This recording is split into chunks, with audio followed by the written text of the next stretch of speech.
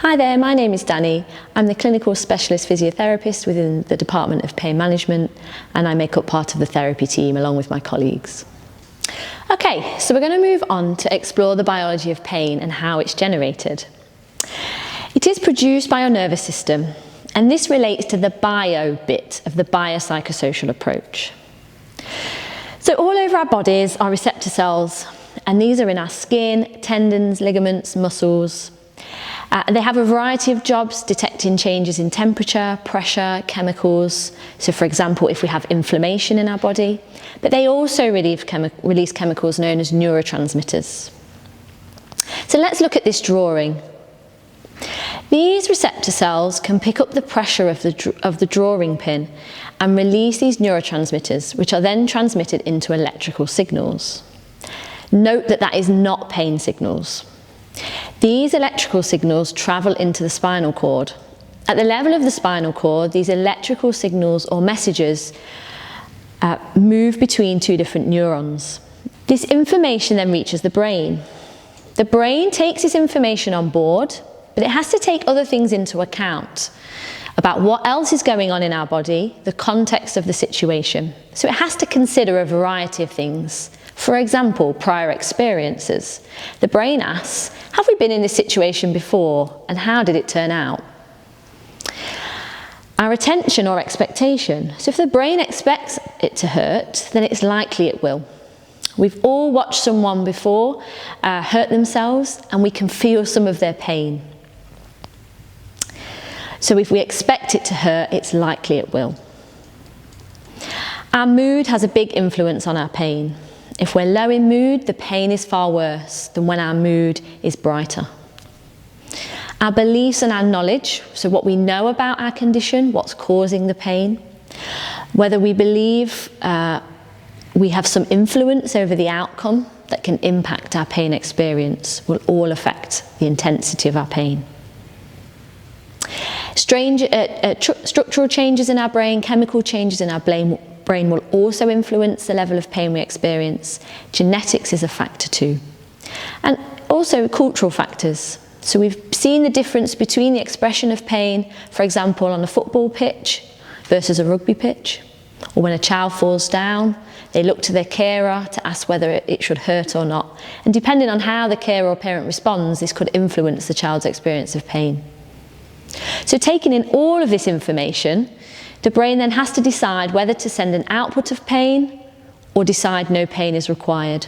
And that depends on how much threat it perceives as to being and the associated action. So in the sense of the drawing pin, we would take our hand away from that stimulus. It is important to note that any of these stages, pain can be turned up or down in intensity. You may have heard of our body's natural pain relief system, which is often talked about in terms of exercise. These are our body's natural opioids, and they're called endorphins. Our brains are then able to modulate the pain to release different types of chemicals, also neurotransmitters, and they control and manage the pain by blocking some of the original impulses that came into the system.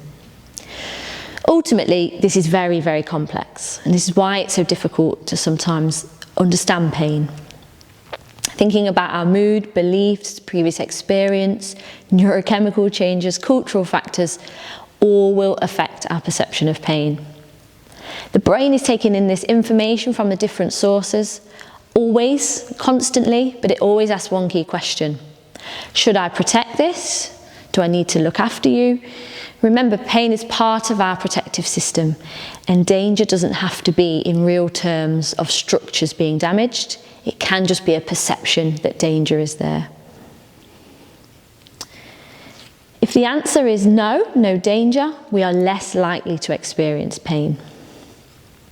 If the answer to the question is yes, then we are likely to experience more pain. Our threat system is going to be working harder. Let's give you an example. So one person bends down to pick something up, and they might feel a pull in their back. They have never experienced back pain before, so not worried, not comparing it to a previous experience.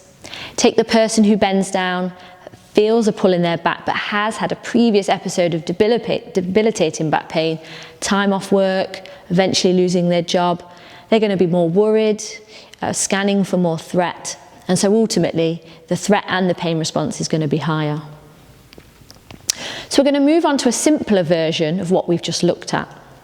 So sensitization of the nervous system can occur in any pain condition. This includes fibromyalgia particularly.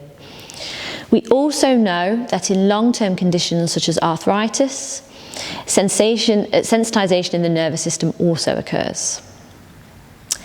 Everyone here will have probably experienced a bad sprain or trip, but of course we may all rate the pain from such an injury very differently. And there is no right or wrong way. It's just a best guess situation that happens in the scenario. So whilst walking across the road, you trip, you sprain your ankle. On a scale of 0 to 10, how much does it hurt?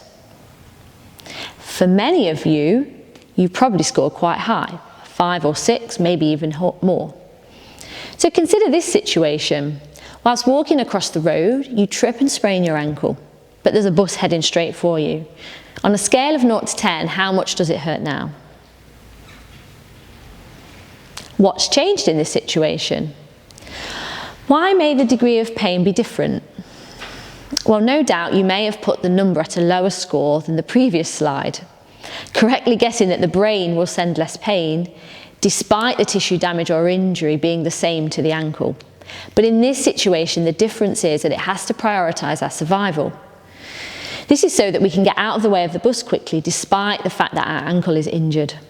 It's only maybe when we're at a more relatively safe space that our ankle will then maybe hurt again.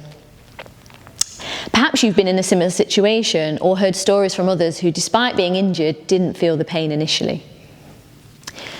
So we all know that pain is complex, and the previous few slides have demonstrated that. But we know individually from ourselves the stories also that we might have heard and seen. And here are some examples of this complex system in action. So let's look at athletes doing extraordinary things despite pain. You may have heard of phantom limb syndrome. This is where a person may feel sensations such as an itch or a cramp or even pain in a limb that's no longer there. People who opt to have tattoos and piercings may look painful to some, but they choose to do this because they have a different relationship with pain. And the experience of having it done is different altogether, maybe part of their culture, or they're just pleased with what it symbolises and the outcome. For many people in pain, their symptoms may change when they're on holiday or when the weather changes. I know a lot of my patients tell me this. We know again that's an example that there's nothing changing in the structure of the body. It's just the external influences. We know that being in different positions can aggravate your pain in different ways, or it could be that it comes on hours after doing an activity or even the day or two after. Being with certain people can also influence the level of pain we might experience. Maybe people we find there's conflict with or we don't get on as well with can sometimes make our pain experience more strong. And we know that pain changes and moves around the body. So where it may have started, it has now transferred to many other different areas. And this is more about the nervous system becoming a problem rather than individual parts of the body having their own structural problems. Let's consider how your brain responds to information and stimuli. Let's look at this picture. Are you experiencing any physical sensations as you imagine you are standing on that ledge? Do you get any anxious type physical sensations, such as shaking, dizziness, nausea, maybe a dry mouth? Your heart rate starts to get increased. Particularly this will be worse if you have a fear of heights as well. Maybe nothing occurs for you. Some look at this photo, they may get a physiological response, but others won't. Once the person knows they're not actually on this ledge, then our situation changes. And all of a sudden we're able to evaluate what's actually happening. In the first instance, our physical symptoms may increase because our brain is determining that there's some threat. So let's think about what's happening when we know that there's actually no threat. All of those systems can start to relax. But our brain often needs more information to come to this conclusion. Once our brain doesn't believe that we're on a narrow ledge, our physiological and an emotional experience has changed. So let's think about a real example of in a pain situation. Let's take a headache. Most of us will have experienced a headache at some time, and we know the reasons why we might get a headache, and there are many of these. For example, we might need to get our eyes tested, maybe we need to drink some more water, we need to relax, we need to lay off the alcohol, but we tend not to instantly think we've caused some damage to our head or our brain. So ultimately, pain can also be a signal to tell us that we need to do something or make a change. Sometimes we get aches in our body. If we've been sitting too long, that might be our buttocks. There isn't any damage occurring here, it's just that our brain is telling us maybe we need to change our position and stretch.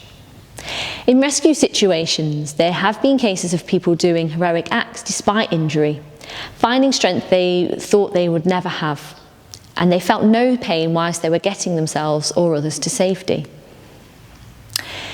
Here's a video by Professor Lorimer Moseley, who's a pain scientist. In the video, he summarises where we've got to so far. Once upon a time, all the lands were fraught with persistent pain. So widespread was this affliction that 1 in 4 people experienced it. The pain lasted for more than 3 months. It shadowed their daily lives, held them back from everyday activities, and the interventions they tried proved useless. Hey, pain, go away, we've tried it all, but still you stay. Moving less, taking pills, knives and needles, and still we're sore. We can't take no more, no more. But the pain remains like a loyal companion. The people's hopes faded, and they became resigned to living with the pain. Only now the pain was a beast. Then along came a group of researchers, of which I am one. Back off, big fella. I'm Professor Lorimer Moseley, and I'm a pain scientist. Pain scientists are starting to think differently about pain and its causes, and we're making exciting discoveries, like how the way you think about your pain can change the way it feels. Over the next few minutes, I'll help you to understand your pain. Understanding is important because it can change how much things hurt and how much your body can do, and it can help you to tame the beast. First, trust me about this. Pain is not an accurate measure of tissue health. Pain is a protector. By making unpleasant feelings, your brain changes your behaviour so you can avoid injury or your tissues can heal. Sometimes pain is not helpful, like phantom limb pain.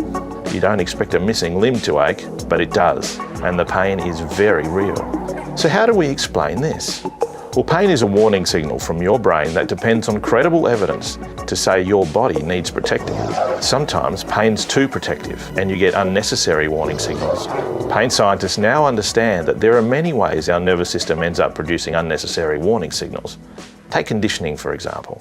You think of Pavlov's dog. Every time food was offered, Pavlov rang a bell. Of course, the dog would salivate seeing the food. This went on for a while. Eventually, the dog was conditioned to salivate for the bell alone. Well, conditioning is just one of the ways your body learns pain. And the longer your nervous system produces pain, the better it gets at producing it. Your body learns pain. So what feeds this beast? Well, let's look at how pain works. In your body's tissues, there are specific neurons, which normally only respond to harmful stimuli, whether mechanical, chemical, or thermal. When they are activated, they send a warning signal to your spinal cord, which can in turn send a signal to your brain. This activity in neurons is called nociception, and it's happening all the time, but only sometimes results in pain. Most of the time, the brain protects you with other things, like movement. Once the warning signal reaches the brain makes sense of it based on the information arriving and a vast amount of information already stored. If there's good reason to think protection is required, then your brain makes pain. One of our amazing discoveries is that you can have pain without any physical stimuli. Thoughts and places might activate the warning signals, and the pain feels exactly the same. But it's not just your brain. Your spinal cord also learns how to generate unnecessary warning signals. So how do you know when your nervous system is learning pain? You may notice your pain spreads or comes on without warning. Your body feels odd and it's hard to move properly. Your pain changes quickly with your mood and small annoyances can set it off. Old injuries start to hurt again. You're more sensitive to stimuli, and the longer the pain goes on, the more all of this occurs. The old way we understood pain could not explain these things and left many sufferers feeling like no one believed it was real, or for it to hurt so badly there must be a major tissue problem. But we now know how persistent pain happens. So how can you tame the beast? Pain is a very personal thing. There's no one-size-fits-all solution. And while you probably have well thought out coping strategies, it's time to take a new approach to dealing with and reducing your pain, one that focuses on retraining your pain system. This might mean testing yourself physically and moving more than you normally would. Being honest about your current attitudes and beliefs can also help, as can asking your health professional new questions. How do I know if my pain system is being overprotective? How do I retrain my pain system to be less protective? How do I know if I'm safe to move? So be brave and have hope, because it is possible to tame the beast. Visit our website for more information and questions to ask your health professional. tamethebeast.org. Did any of it relate to your situation? Has your pain spread? Do normal or small movements that hurt maybe start to get worse? Have you had investigations that have found no alternative explanation for the pain? Maybe other systems in your body have become affected, maybe digestive problems. Maybe you pick up bugs and viruses more easily now. Once we start talking about the role of the nervous system, many people wonder whether we are saying that their pain is all in their head. And some people tell us that others have said this to them as well, and they really don't feel believed. If you do hear that and you have been told that, that is simply incorrect. One thing that is really important for us to stress is that all pain is real. Just because we can't see it, it doesn't mean that it's not there. Okay, so there are two types of pain which you may be aware of. Acute pain. This is new pain, usually less than 3 months, but it gives us useful or vital information. And that can mean that we respond to this in an appropriate way. It can aid healing, get us back to functioning. Might be for a headache, for example, relax, drink some water. It can be related to tissue damage, but as the pain improves, often the tissues are healing, and this is quite proportional. You might understandably want to be free from pain and wish that you couldn't experience it anymore. And there are people born with a real condition called congenital analgesia, which means they have not got the ability to feel pain, and sometimes even temperature too. Though that sounds like bliss for chronic pain sufferers, unfortunately, this is a real negative for them. They often injure themselves and have a reduced life expectancy because of this. And that's because the vital mechanisms aren't in place that keep us safe.